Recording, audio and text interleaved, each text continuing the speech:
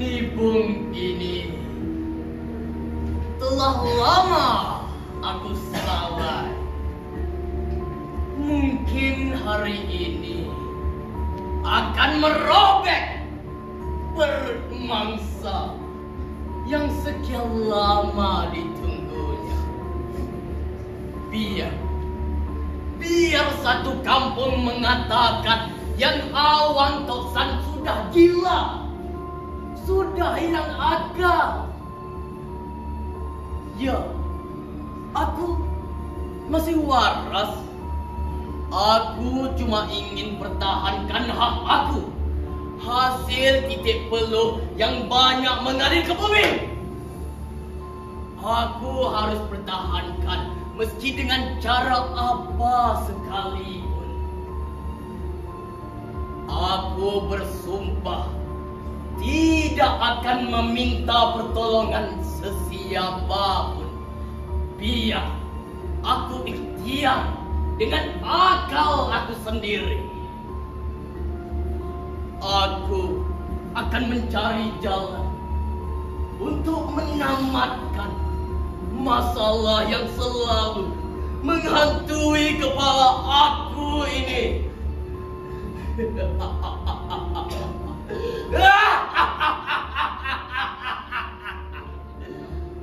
Seligi Nibung ini akan menentukan siapa menang, siapa kalah. Ini Awang Toksan. Celaka itu mesti dibunuh, mesti dihapuskan sehingga anak cucu.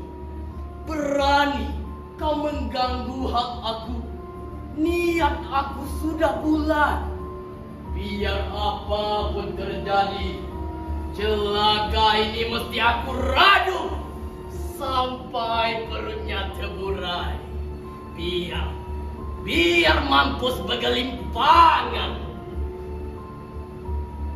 Malam ini, biar aku berdepan dengan binatang haram itu. Biar orang kata aku bodoh, aku gila. Tapi aku ada tanggung jawab untuk pertahankan hak sendiri. Biar seligi Nibung ini jadi saksi bahwa aku bukan manusia yang mengharap belas insan dari orang lain. Demi rezeki anak-anak dan istri, aku sanggup pertahankan biar nyawa begalang ganti. Biar lebay mihak tahu Awang Toksan ini seorang yang berpegang kepada janji dan bukan seorang yang cuma pandai bercakap tapi tak tahu mengotakkannya. Aku bukan pengecut. Aku akan buktikannya.